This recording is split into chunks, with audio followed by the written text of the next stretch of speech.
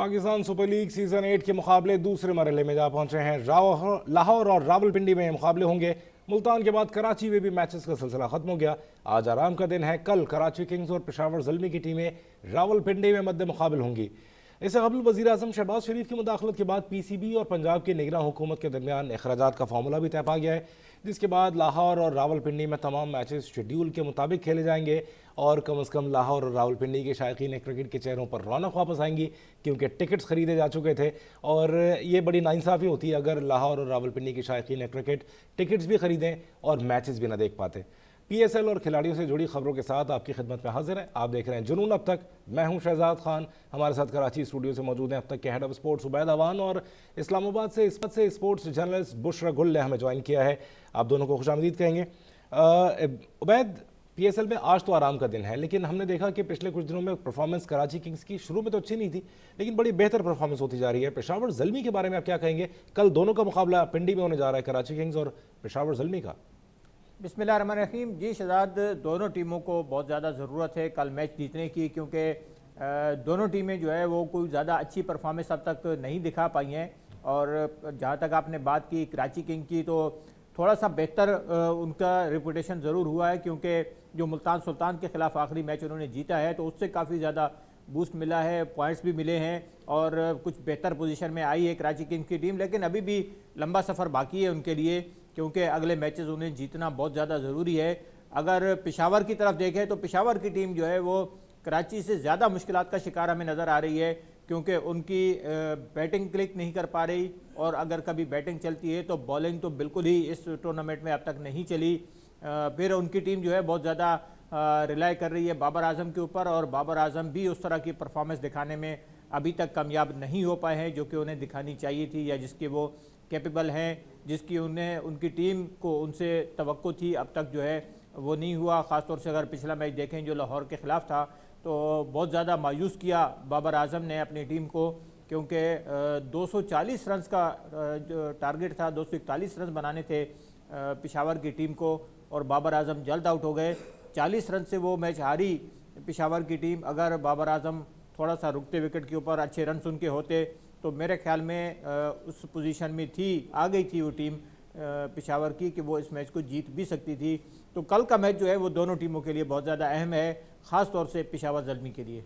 सही। बुशरा, आपकी क्या राय है? कराची किंग्स और पेशावर ज़ल्मी, कराची ने तो फिर थोड़ा सा मोमेंटम अपना बना लिया है, फिनिश अब वो कर रहे हैं, बेहतर फिनिश कर रहे हैं मैचेस। बिल्कुल जी, कराची और पेशावर के बारे में तो वैद ने भी जैसे डिटेल में बता दिया है कि अभी तक उनकी परफॉर्मेंस अगर हम पॉइंट्स टेबल पर देखें तो कुछ ख़ास नहीं है। लेकिन वही बात आती है कि जिस तरीके से कराची लास्ट मैच जीता है और इस टाइम की सबसे अच्छी टीम मुल्तान सुल्तान से, जो कि अपने पॉइंट्स टेबल पर सबसे ऊपर थी, लेकिन अब जो है वो सिचुएशन देख सकते हैं कि मुल्तान भी ग्राफ में थोड़ा सा नीचे आई है। अब लाहौर जो है वो 1 पॉइंट ऊपर हो गई है और मुल्तान को नीचे आना पड़ा है। तो लग यही रहा है जनाब कि जब आप इतनी अच्छी टीम के साथ फाइट करके और जीतते हैं तो उससे आपका कॉन्फिडेंस जो है वो बड़ा ज़बरदस्त बूस्ट होता है। और कराची में हमने देखा कि जिस तरीके से बॉलिंग कराई गई, बैटिंग में भी मेच्योर बैटिंग दिखी है, फिर फील्डिंग में ज़बरदस्त तरीके से लास्ट मैच में हमने देखा कि वर्कआउट हुआ है। तो लग यही रहा है कि अगर कराची इसी तरीके से कंटिन्यू करे, और आज जैसे कराची किंग्स के कप्तान इमाद वसीम ने भी प्रेस कॉन्फ्रेंस की है इस्लामाबाद में, और उन्होंने कहा कि हम जो है वो देखेंगे कि सिचुएशन के मुताबिक अपना कॉम्बिनेशन रखेंगे। जाहिर सी बात है वेदर कंडीशंस भी होती हैं, उसके मुताबिक भी देखेंगे। फिर वो बड़े खुश थे कि जनाब पिंडी में जो है वो क्राउड बड़ा ज़्यादा होता है, लाहौर पिंडी में उसका रिस्पॉन्स आना भी बहुत ज़्यादा ज़रूरी होता है। फिर वो कॉन्फिडेंट नज़र आए अपनी लास्ट परफॉर्मेंस पे भी। तो लग यही रहा है कि कराची जो है वो अपनी गलतियों से सीख कर आगे बढ़ रहा है। और हमने देखा है कि जो मैचेस कराची ने लूज़ किए हैं वहाँ पर प्रॉपर कराची फाइट करता हुआ भी दिखा है। कल के मैच की अगर हम एग्जांपल दें तो कल इस्लामाबाद यूनाइटेड बहुत बुरे तरीके से हारी है, और मैं ये कहूँगी कि लग नहीं रहा था, हम इस्लामाबाद की जो बैटिंग लाइन है इसको मोस्ट फेवरेट करार दे रहे थे इस लीग की। लेकिन वही बात आती है कि कल जिस तरीके से हारे हैं, लग नहीं रहा कि कहीं पर इस्लामाबाद यूनाइटेड ने फाइट की हो। लेकिन पेशावर और कराची ऐसी हैं जो फाइटिंग करती रही हैं। आप पेशावर की परफॉर्मेंस लास्ट लाहौर के साथ उठाकर देख लें तो 200 के करीब उन्होंने टच किया है, अपनी पूरी एफर्ट दिखाई है, लेकिन फिर भी उनको अपनी बॉलिंग लाइन पर काम करने की ज़रूरत है। गलतियां उनके सामने मौजूद हैं। अब तक की दोनों वीक जो है वो टीमें हैं, लेकिन कराची कुछ बेहतर हो चुकी है। कोयटा की तो बहुत ही बुरी सिचुएशन है, लेकिन ये जो पहला मुकाबला है मुझे यही लग रहा है कि कराची किंग्स जो है वो अच्छे मूड में आ चुकी है। सही। अच्छा उबैद, कराची की टीम वैसे तो मुश्किलात का शिकार रही है, कुछ फाइट करती रही है और सनसनी खेज मुकाबले हुए हैं कराची के। लेटर ऑन उन्होंने कामयाबी हासिल करनी शुरू की, बड़े मार्जिन से कामयाबियाँ उनको 2 मिली हैं। ये बताइएगा कि आप पहले बात कर रहे थे कि जो कराची किंग्स की जो टीम थी उसकी बॉलिंग का कॉम्बिनेशन नहीं बन पा रहा था, और शायद आपने ये भी कहा था कि वसीम अकरम को शायद कुछ और वक्त देने की ज़रूरत है। आपको लग रहा है कि वसीम अकरम ने थोड़ा सा वक्त देना शुरू कर दिया कराची किंग्स को? मेरे ख्याल में अभी भी कई एरियाज ऐसे हैं कराची के लिए जिन पर टिक करने की ज़रूरत है, जिन पर काम करने की ज़रूरत है। बॉलिंग उनमें से एक है, क्योंकि बैटिंग में अगर देखें तो कभी शोएब मलिक विकेट पर रुकते हैं या इमाद वसीम खड़े होते हैं, तो को कोशिश करते हैं मैच को फिनिश करने की। अगरचे शोएब मलिक ने आज अभी तक कोई मैच जो है वो फिनिश नहीं किया कराची किंग के लिए, लेकिन उसके बावजूद इमाद वसीम की अपनी परफॉर्मेंस जो है वो काफ़ी ज़बरदस्त रही। उनके अलावा बॉलिंग में अगर देखें तो बॉलिंग में जिस तरह आकिफ जावेद ने आकर पहले खेला था और 4 विकेट उन्होंने ली थी, तो वो बड़ी ज़बरदस्त परफॉर्मेंस थी। उसके बाद उनकी इमाद वसीम की अपनी जो है वो भी बॉलिंग बेहतर नज़र आ रही है। तो बॉलिंग का कम्बिनेशन बेहतर होता हुआ नज़र आ रहा है कराची किंग्स का। लेकिन कल क्योंकि नया ग्राउंड होगा, नया वेदर होगा, पिंडी में ये पहला मैच है, तो देखना होगा कि वहाँ पर ऑस का क्या किरदार होगा और दोनों टीमें किस तरह से अपना कम्बिनेशन बनाती हैं। तो मेरे ख्याल में दोनों टीमों को जो है वो नए सिरे से शुरुआत करनी होगी, क्योंकि कराची में मैचेस हो रहे थे तो हमने देखा कराची की टीम ने अपने तमाम मैचेस कराची में खेले, सिवाय एक मैच के जिसके लिए वो मुल्तान गए थे। तो बाकी तमाम मैचेस यहाँ खेलने के बाद उनका एक रिदम जो है वो बन गया। अब नया ग्राउंड होगा, नया वेन्यू होगा, तो वहाँ पर देखते हैं कि कराची की टीम किस तरह से किस कम्बिनेशन के साथ उतरती है। मेरे ख्याल में वहाँ काफ़ी ज़्यादा जो है वो क्योंकि टाइमिंग का भी फ़र्क है, यहाँ शाम जल्दी हो जाती है, वहाँ थोड़ा सा पिंडी में जल्दी हो जाती है, कराची में थोड़ा लेट होती है, तो इस चीज़ का भी शायद कुछ असर पड़े। तो कल के कम्बिनेशन जो है मज़ीद बेहतर करना होगा कराची किंग्स की टीम को। पेशावर ज़ल्मी को जो आखिरी झटका लगा लाहौर के ख़िलाफ़, उससे उसको संभलना होगा, क्योंकि गलतियों की गुंजाइश पेशावर के पास अब बहुत कम रह गई। सही। अच्छा, लाहौर कलंदर्स की अगर बात करें, मुल्तान सुल्तान्स ने बड़ा थ्रैशिंग स्टार्ट लिया था और अनबीटेबल जा रहे थे, और ऐसा लग रहा था कि मुल्तान सुल्तान्स को रोकना इस टूर्नामेंट में खासा मुश्किल है, लेकिन फाइनली उनको ज़रा ब्रेक्स लगे हैं। लाहौर कलंदर्स की टीम ने उनको ओवरटेक किया है और पॉइंट्स टेबल पर पहली पोजीशन ले ली है। लाहौर कलंदर्स की परफॉर्मेंस आप कैसे देख रहे हैं? ख़तरनाक यूनिट बन चुकी है क्या लाहौर? बिल्कुल, लाहौर की टीम को देखें तो तमाम शोबों में बड़ी ज़बरदस्त परफॉर्मेंस का मुजाहरा कर रही है। चाहे वो कप्तानी को ले लें, शाहिनशाह आफरीदी की कप्तानी बहुत ज़बरदस्त जा रही है। बॉलिंग को देखें तो एक सबसे तगड़ा यूनिट जो है वो बॉलिंग का हमें नज़र आ रहा है लाहौर कलंदर के ख़िलाफ़, जिसके पास शाहिनशाह आफरीदी भी है, जिसके पास हारिस रऊफ़ है, जमान खान है, फिर राशिद खान आए हैं, तो डेविड वीज़ा हैं, तो उनकी बॉलिंग जो है वो बड़ी ज़बरदस्त हो गई है। उसके अलावा बैटिंग में तो कमाल कर रहे हैं। अब्दुल्ला शफीक को पहले चांस नहीं मिल रहा था, लेकिन जैसे ही वो आए तो उन्होंने अपनी ज़बरदस्त परफॉर्मेंस का मुजाहरा किया। फिर मुसलसल उम्दा परफॉर्मेंस दिखा रहे हैं फ़खर जमान, डेविड वीज़ा की परफॉर्मेंस देख लें, तमाम ही उनकी बैटिंग लाइन भी चल रही है, बॉलिंग भी चल रही है। तो एक ख़तरनाक टीम बन चुकी है लाहौर कलंदर्स की टीम। शुरू से मुल्तान, आपने बिल्कुल सही कहा कि बड़ी अच्छी टीम नज़र आ रही थी, लेकिन कराची किंग्स के ख़िलाफ़ जब वो मैच हारे तो वहाँ उन्हें थोड़ा सा झटका लगा, और उसी वजह से लाहौर की टीम जो है वो आगे निकल गई है पॉइंट्स टेबल के ऊपर, और लाहौर अब पहले नंबर पे आ गई है, मुल्तान दूसरे नंबर पर है। तो अभी कशमकश जारी है टीमों के दरमियान कि पॉइंट्स भी लिए जाएँ, और फाइनल क्योंकि सीट अभी किसी की पक्की नहीं हुई है प्ले ऑफ के लिए, तो अभी तमाम टीमें जो है वो इस दौड़ में शामिल हैं। सही। अच्छा, वैसे बुशरा आप भी ये बात कहती हैं और हम सब यही बात कहते हैं कि T20 cricket is all about that certain day.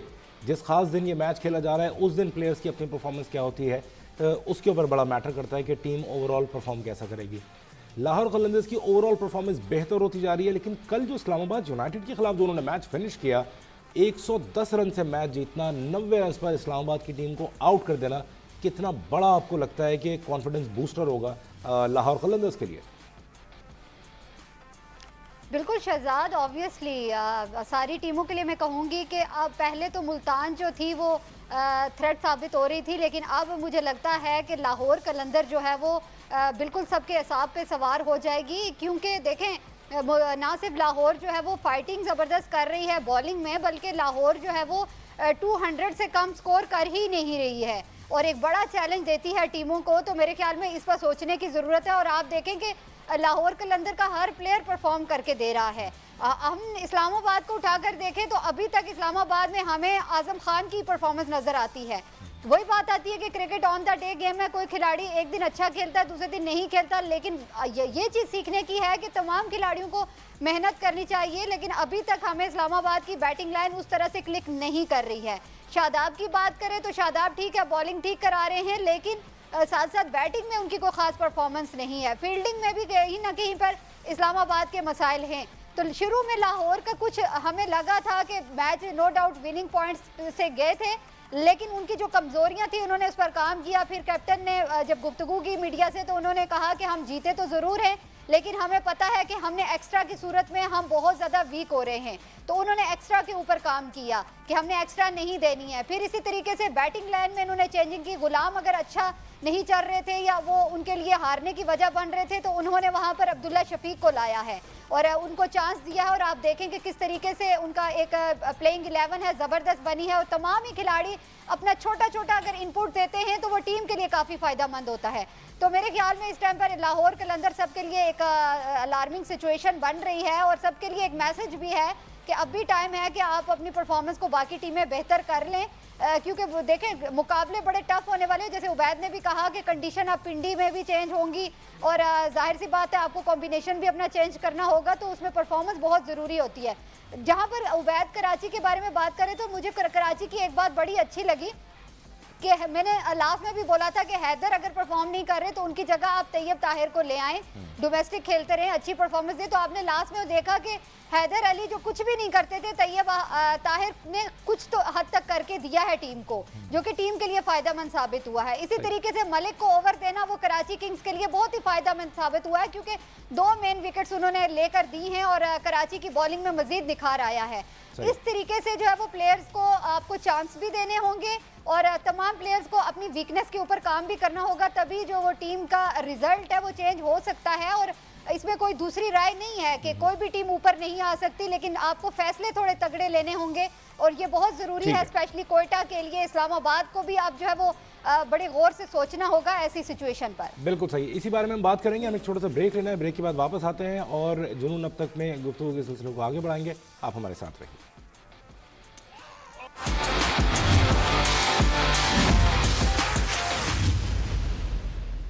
Welcome back. जुनून अब तक में एक बार फिर खुश आमदीद। हम बात कर रहे हैं उबैद अवान और बुशरा गुल से। और पीएसएल में टीमों की परफॉर्मेंस जैसे जैसे वक्त गुजरता जा रहा है बदलती जा रही है। और जैसे मुल्तान सुल्तान से बड़ा ज़बरदस्त स्टार्ट किया था, लेकिन उनको दूसरी दो तीन टीमों से जब शिकस्त का सामना करना पड़ा, लाहौर कलंदर से, कराची से, तो उनकी फतह का ग्राफ थोड़ा सा नीचे आया है। लाहौर कलंदर्स ने बेहतरीन परफॉर्मेंस से ख़ुद को नंबर 1 तक पहुंचा दिया है। अब मैचेस होंगे लाहौर और इस्लामाबाद में, पिंडी में, जहां पे सिचुएशन थोड़ी सी मुख्तलिफ होगी, कंडीशंस मुख्तलिफ होंगी। बुशरा से इस बारे में कंटिन्यू करते हैं। बुशरा, पिंडी की विकेट के बारे में जैसे कि ब्रेक से पहले बात कर रहे थे, उबैद ने बताया कि वहाँ शाम थोड़ी जल्दी होती है, तो इसलिए अगर ड्यू फैक्टर होगा तो वहाँ थोड़ा सा अर्ली उसके ऊपर इफेक्ट आएगा पिच पे और प्लेयर्स पे, प्लेइंग कंडीशंस पे। पिच के बारे में क्या इतलात हैं, कैसी विकेट जो है वो बनाई गई है? बिल्कुल शहजाद, वही बात आती है कि यहाँ पे भी शाम में थोड़ा सा हमें पिच का बिहेवियर चेंज होते हुए भी दिखेगा। और इसके साथ साथ अगर देखें तो यहाँ का मौसम भी चेंज हो रहा है। आज अगर वेदर की कंडीशन हम देखें तो आज जो है वो मौसम अबरआलूद है और साथ साथ बारिश भी हल्की फुल्की हो रही है, तो कहीं ना कहीं पर इस तरीके से भी डिस्टर्बेंस हो सकती है। लेकिन जैसे पिच की बात हो रही है तो पिच ड्यू फैक्टर अगर होता है तो फिर मेरे ख्याल में ड्यू फैक्टर जो है वो काफ़ी इसके ऊपर इफेक्ट करेगा। और अगर आप जो भी टीम जो है वो टॉस जीती है तो वो पहले जो है वो जाएगी बॉलिंग की तरफ जाएगी। और क्योंकि देखें आपकी जो है वो पिच जो है वो बॉलिंग पिच हो जाएगी और फिर उसके बाद आपको डिसीजन लेने होंगे कि ड्यू फैक्टर जो है वो किस तरीके से असरअंदाज होता है और उस तरह से आपको डिसीजन उसके मुताबिक ही अकॉर्डिंगली लेने होंगे। सही। उबैद, आपकी क्या राय है, क्योंकि कंडीशंस मुख्तलिफ होंगी कराची से? कराची में निस्बतन ड्राई वेदर होता है, लेकिन थोड़ा सा ओस वगैरह का फैक्टर था। पिंडी में अभी हमने देखा कि आज थोड़ी बारिश भी हुई है और ऑफ एंड ऑन होने के चांसेस भी हैं, क्या देखते हैं आप? बिल्कुल शहजाद, मौसम ज़रूर असरअंदाज होगा और विकेट का बिहेवियर देखना होगा कि विकेट वहाँ पर किस तरह की बनती है, क्योंकि ये पहला मैच होगा इस सीज़न का, तो विकेट के ऊपर काफ़ी ज़्यादा डिपेंड करेगा कि आया उसको फ्रेंडली विकेट बनाया जाता है, बैटिंग फ्रेंडली, या फिर वो बॉलर को सपोर्ट करेगी, क्योंकि T20 में आमतौर पर तो हम देखते हैं कि ऐसी विकेट बनाई जाती है जिसके ऊपर रन्स बहुत ज़्यादा बने। लाहौर में हमने देखा कि लाहौर में भी जो मैचेस हो रहे हैं तो वहाँ पर बहुत ज़्यादा रन्स बन रहे हैं। कराची में किसी मैच में कम रन्स बने, लेकिन ऐसे मैचेस भी हमने देखा कि 200 रन्स तक जो है वो कराची में भी बने, लेकिन ज़्यादातर यहाँ एवरेज अगर स्कोर देखें कराची के अंदर तो 160 से 165 रहा।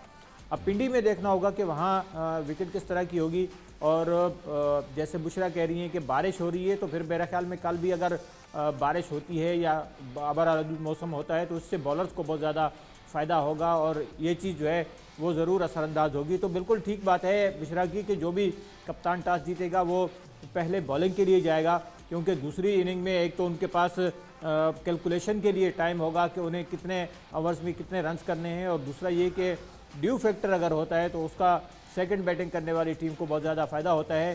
तो कल ये दोनों बातें भी जो है वो मद्देनज़र रखनी होगी, और फिर जो दूसरी टीमें हैं वो भी इन दोनों टीमों को देख रही होंगी कि ये किस तरह से खेलती हैं और क्या हिकमत अमली बनाती हैं, क्योंकि कल का मैच जो है वो दूसरी टीमों के लिए भी अहम होगा कि वो उन्होंने यहाँ पर आकर खेलना है पिंडी में, तो फिर वो भी जो है वो इसको ज़रूर सामने रखेंगी कि वहाँ पर वेदर कैसा होता है और क्या करना चाहिए। सही। अच्छा उबैद, पेशावर ज़ल्मी की परफॉर्मेंस जो है वो गिरती जा रही है, बाबर आजम की अपनी परफॉर्मेंस वो स्ट्रगल करते हुए नज़र आ रहे हैं, तो क्या आपको लगता है कि उनके ऊपर, बाबर के ऊपर डेफिनेटली इजाफी प्रेशर तो होगा? बिल्कुल ऐसा ही है, और यही चीज़ हमने उस वक्त भी देखी जब बाबर आजम कराची किंग के साथ थे, तो वहाँ भी हम देख रहे थे कि काफ़ी ज़्यादा प्रेशर उनके ऊपर था। शुरू के जो सीज़न थे उसमें बाबर को कप्तान भी नहीं बनाया गया, फिर वो कप्तान बने तो उसके बाद भी उनकी परफॉर्मेंस जो है वो वैसी रही, तो इसी वजह से कराची किंग्स ने उन्हें रिलीज़ किया। अब यही चीज़ हम देख रहे हैं कि वो पेशावर ज़ल्मी के साथ हैं। शुरू के मैचेस में उन्होंने रन्स भी बनाए, लेकिन उसके बावजूद उनकी टीम जो है वो नहीं जीत पा रही थी। अब टीम भी हार रही है, बाबर की अपनी परफॉर्मेंस भी हमें मुतासिर नज़र आ रही है। अगर पिछला मैच देखें जो लाहौर के ख़िलाफ़ था तो उसमें भी वो मेरे ख्याल में 10 रन बना पाए थे, तो एक इजाफी प्रेशर तो नज़र आ रहा है बाबर के ऊपर, और फिर टीम भी परफॉर्म न कर रही हो, आपकी हिकमत अमली भी नाकाम आ रही हो टीम के, तो फिर वो चीज़ जो है वो इजाफी प्रेशर ज़रूर क्रिएट करती है। तो मेरे ख्याल में बॉलिंग के ऊपर भी काफ़ी ज़्यादा काम करने की ज़रूरत है पेशावर की टीम को, क्योंकि हर मैच में वो 180 से 200 रन, और पिछले मैच में तो 240 रन उन्होंने दे दिए। तो मेरे ख्याल में ये एक बहुत बड़ा सवालिया निशान है बॉलिंग के ऊपर, क्योंकि हमें इस टूर्नामेंट में सबसे वीक बॉलिंग जो है वो पेशावर की नज़र आ रही है। इसका हम पहले भी अपने प्रोग्राम में हमने डिस्कस किया था कि जो सबसे वीक बॉलिंग है वो हमें पेशावर की नज़र आ रही है। नो डाउट कि उसमें वहाब रियाज मौजूद हैं, नो डाउट कि उसमें उस्मान कादिर मौजूद हैं, उसमें खुरम शहजाद मौजूद हैं, लेकिन उसके बावजूद उनकी बॉलिंग जो है वो काफ़ी ज़्यादा परेशान कुन है पेशावर ज़ल्मी के लिए। सही। अच्छा, यहाँ एक और ऑन अ लाइटर नोट, क्योंकि शाहीन शाह अफरीदी की क़यादत में लाहौर क़लंदर्स की टीम ने सडनली टेक ऑफ किया है और तमाम शोबों में बहुत बेहतरीन कारकर्दगी दिखाई है। वो शायद इसलिए कि उन्होंने बहुत पॉजिटिव क्रिकेट खेली है, अटैकिंग क्रिकेट खेली है, ना सिर्फ बैटिंग में बल्कि बॉलिंग में भी उन्होंने मुसलसल अटैक किया है, और शाहीन अफरीदी ने 5-5 विकेटें भी, पिछले मैच में उन्होंने 5 विकेटें लिए। तो क्या शाहीन शाह अफरीदी को नेशनल T20 टीम का कैप्टन तो नहीं बनाया जा सकता? बाबर आजम की कप्तानी को आपको कोई खतरा नज़र आ रहा है उबैद? बिल्कुल ये चीज़ें चल रही हैं, सोशल मीडिया के ऊपर भी बात चल रही है, और कुछ एनालिस्ट भी ये कह रहे हैं कि ज़रूर ये ख़तरा हो सकता है आगे चलकर। पिछले सीज़न में हमने देखा था कि रिजवान की बड़ी अच्छी परफॉर्मेंस थी, तो उन्हें पाकिस्तान टीम का नायब कप्तान बनाया गया था। अब शाहीन शाह अफरीदी भी बहुत ज़्यादा बेहतर परफॉर्मेंस का मुजाहरा कर रहे हैं, न सिर्फ अपनी उनकी बॉलिंग जो है वो बहुत ज़्यादा हमें अच्छी नज़र आ रही है, बल्कि वो एज ए कैप्टन भी इस टूर्नामेंट के अंदर हमें काफ़ी ज़्यादा अच्छी फॉर्म में नज़र आ रहे हैं। और पिछला सीज़न तो उन्होंने जितवाया था लाहौर कलंदर्स को, जो कि इस दफ़ा डिफेंडिंग चैंपियन है PSL की। तो मेरे ख्याल में उनकी कप्तानी रोज़ बरोज़ निखरती जा रही है। तो आगे चलकर अगर जहाँ कहीं ज़रूरत होगी तो मेरे ख्याल में ये ज़रूर इस बात को कंसीडर किया जाएगा कि आपके डोमेस्टिक में और आपके PSL के अंदर जो है वो किसने अच्छी कप्तानी की है। तो मेरे ख्याल में शाहीन शाह अफरीदी का नाम ज़रूर आ सकता है, लेकिन अभी नहीं, अभी तो बाबर के पास है और अभी कोई ऐसी वजह नज़र नहीं आ रही कि बाबर को कप्तानी से हटाया जाए। लेकिन जिस तरह की शाहीन की परफॉर्मेंस हो तो मेरे ख्याल में मुस्तकबिल में उसको ज़रूर गौर किया जाएगा। सही। अच्छा बुशरा, आपकी क्या राय है? क्योंकि एक बात तो ये है कि शाहीन अफरीदी खुद बॉलर हैं, फास्ट बॉलर हैं, और फास्ट बॉलर्स को हमने अक्सर देखा है कि बड़े एग्रेसिव कैप्टन होते हैं, बड़ा पॉजिटिव वो खेलते हैं। और बाबर आजम को शुरू में ये तनकीद की जाती रही है, अभी भी उन पर ये तनकीद की जाती रही है कि वो नेशनल T20 टीम में बड़ा डिफेंसिव खेलते हैं, बड़ा सेफ खेलने की कोशिश करते हैं। जबकि हमने लाहौर कलंदर्स पे ये चीज़ अप्लाई होते देखी है कि शाहीन अफरीदी ने बड़ा पॉजिटिव खेला है और बड़े अच्छे रिजल्ट्स लिए हैं। तो आपके ख्याल से Shaheen Shah Afridi could be the next in line captain after Babar Azam? Shahzad, सबसे पहले तो बाबर आजम की बात करूंगी कि बाबर आजम को अगर आप पहली इनिंग्स में खेलते हुए देखें तो आपको बाबर आजम की नेचुरल गेम दिखेगी। ठीक है। लेकिन आप अगर दूसरी इनिंग्स में उनको देखेंगे तो वो बाबर आजम हमें नजर नहीं आते हैं। सही, ये पॉइंट आप सिर्फ लास्ट का जिस तरह लाहौर के साथ उनका मुकाबला हुआ था, 242 का हदफ देखकर ही बाबर आजम की वो जो बॉडी लैंग्वेज थी वो बदल चुकी थी। फिर हारिस के जाने के बाद बिल्कुल ही जैसे बाबर आजम तो गेम में कहीं पर थे ही नहीं। तो सबसे पहले तो बहुत ज़रूरी है, हम बार बार कहते हैं कि कैप्टन को जो है वो अपने टेम्परामेंट के ऊपर काम करना चाहिए, क्योंकि अगर वही इतना नॉन कॉन्फिडेंट हो जाएगा तो बाकी टीम का क्या होगा और वो फिर डिसीजन कैसे लेंगे। तो मेरे ख्याल में बाबर आजम जो है वो जब अपनी गेम भी उनकी ख़राब होती है, साथ साथ टीम का हारना, और उसके बाद जब मीडिया के साथ उनकी गुफ्तगू होती है और जब उनको कंपेयर किया जाता है ख़ास तौर पर रिजवान से कि उनकी परफॉर्मेंस अच्छी चल रही है, आपका स्ट्राइक रेट कम है, तो वो इन चीज़ों को भी बहुत ज़्यादा फील कर रहे हैं। दूसरी बात जहाँ पर आपने बात की लाहौर कलंदर के कैप्टन की, उनकी बहुत अच्छी गेम है। आप देखें कि उनका जो टेम्परामेंट है वो बहुत अच्छा है। आपने खुद कहा कि बॉलर भी हैं शाहीन शाह अफरीदी, और फिर एक बॉलर के लिए कैप्टेंसी बहुत टफ भी साबित होती है। जाहिर सी बात है, खुद भी उन्हें विकेट्स लेनी होती हैं, बड़ा एग्रेशन होता है सारा कुछ। लेकिन अभी तक हमें रिजवान के बाद शाहीन शाह अफरीदी जो है वो टेम्परामेंट के मुताबिक बहुत ज़बरदस्त नज़र आए, बहुत ज़बरदस्त डिसीजन लेते हैं। और कहीं पर अगर उन्हें लग रहा होता है, आप जब लास्ट पेशावर और लाहौर कलंदर का मैच हुआ था तो पेशावर ने स्टार्टिंग में पावर प्ले में अच्छी बैटिंग की, लेकिन एक्स्ट्रा की सूरत में लाहौर कलंदर की सूरत में काफ़ी ज़्यादा जो है वो दी गई हैं तमाम बॉलर्स की जानिब से, उनमें शाहीन शाह अफरीदी भी शामिल थे। लेकिन हमने देखा कि कहीं पर शाहीन शाह अफरीदी जो है वो डिसअपॉइंट नहीं हुए हैं, बल्कि उन्होंने अपने हौसले पस्त नहीं किए हैं और अपने डिसीजन को उन्होंने बड़े ही ज़बरदस्त तरीके से कैलकुलेटेड तरीके से उन्होंने लिया है, जिसकी वजह से उनकी टीम जीत की तरफ जा रही है। तो नो डाउट शाहीन शाह अफरीदी, वही बात है, अभी तो कैप्टन बाबर आजम है, लेकिन हमारे लिए फ्यूचर स्टार है हमारे लिए शाहीन शाह अफरीदी। और जाहिर सी बात है, हम चाहेंगे कि अगर हमारे साथ ही रहेगा, हमें इसी बारे में बात को कंटिन्यू करना है। हमें एक छोटे से ब्रेक के जाना है। उबैद हमारे साथ रहेगा, बुशरा भी हमारे साथ रहेगा। एक ब्रेक के बाद वापस आए, हमारे साथ रहेगा।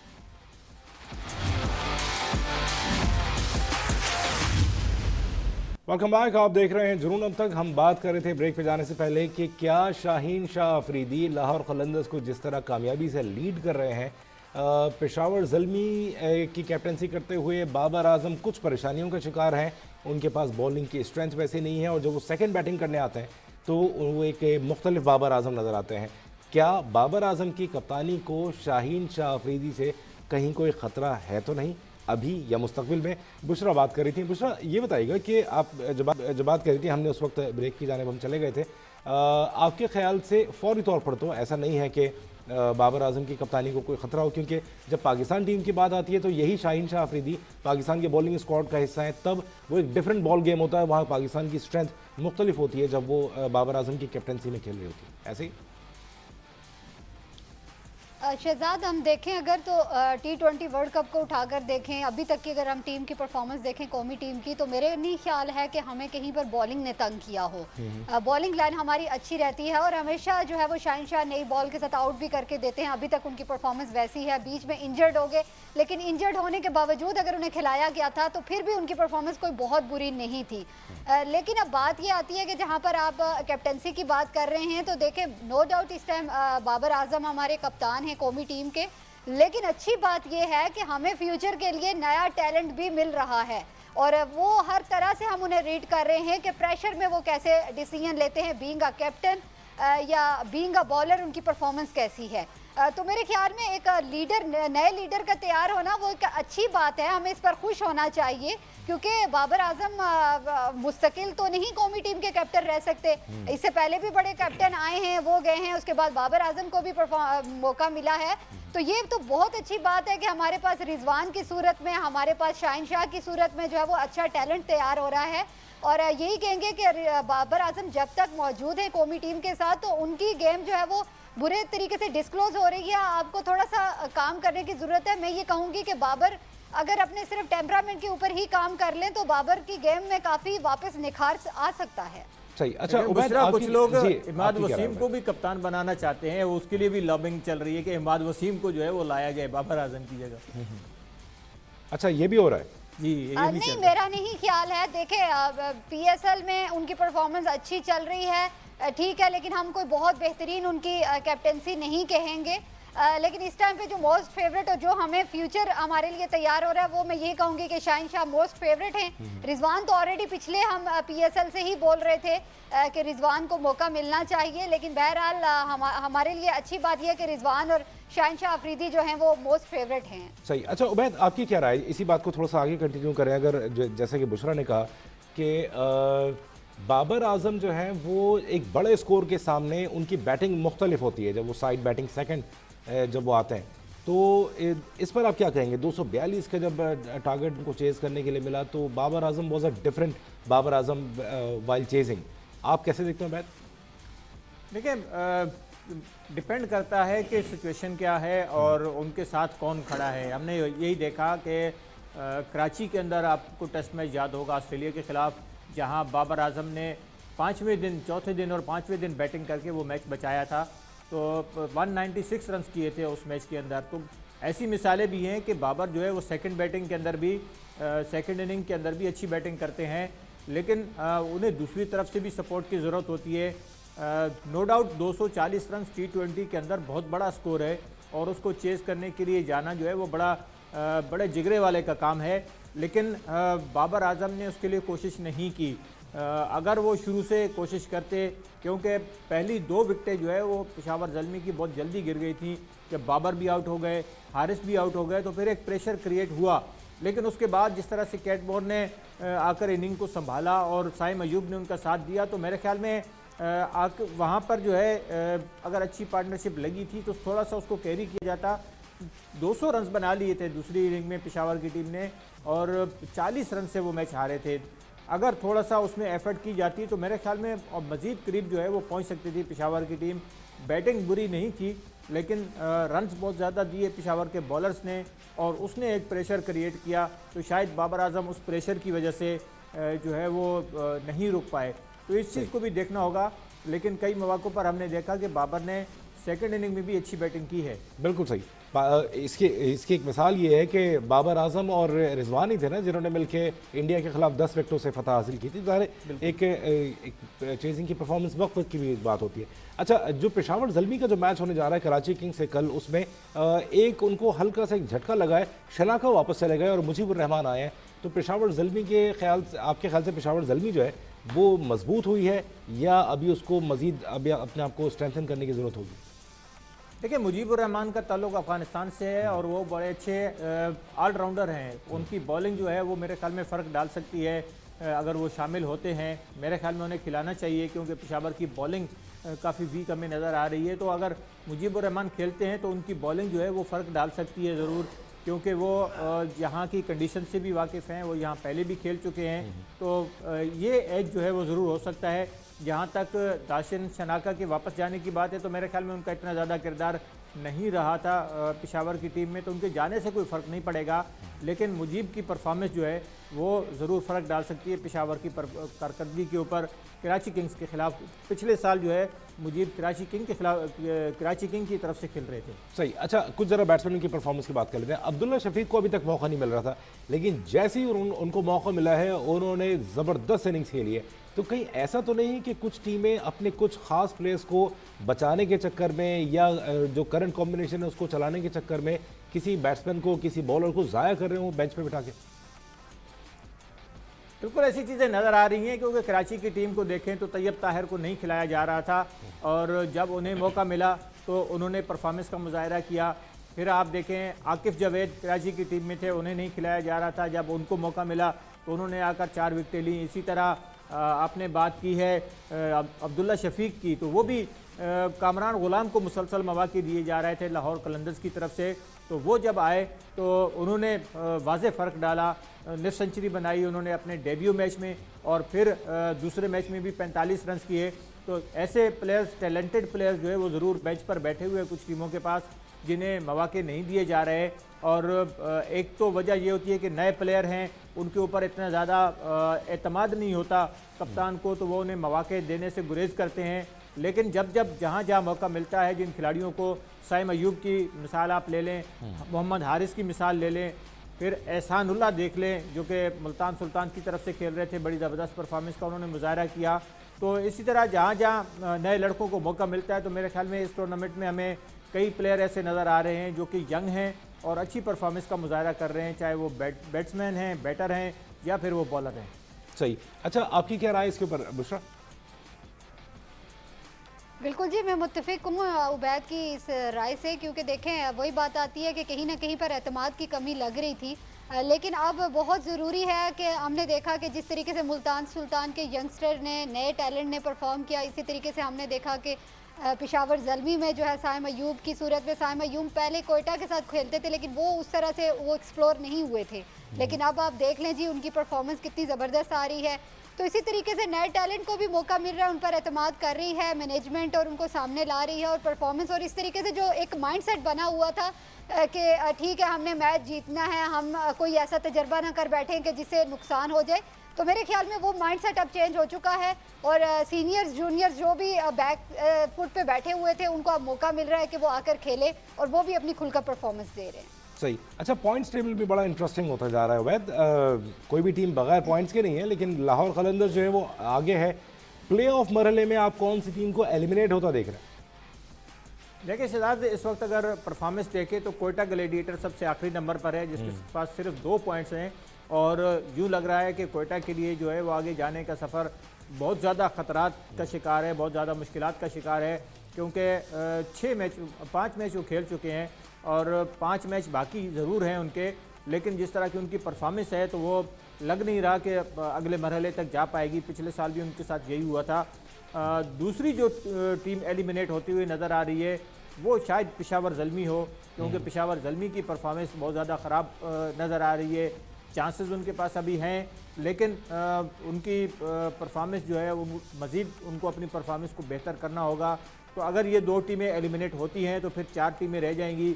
इस वक्त लाहौर कलंदर पहले नंबर पर है, फिर मुल्तान सुल्तान है, फिर कराची किंग है और उसके बाद जो है वो इस्लामाबाद यूनाइटेड है। तो ये 4 टीमें अगर क्वालिफाई करती हैं तो फिर कोयटा और पेशावर की टीमें बाहर हो जाएंगी। सही। बुशरा, आपके ख्याल से क्या अभी भी चांस है कोयटा ग्लैडिएटर्स और पेशावर ज़ल्मी के पास कि वो कम बैक करें?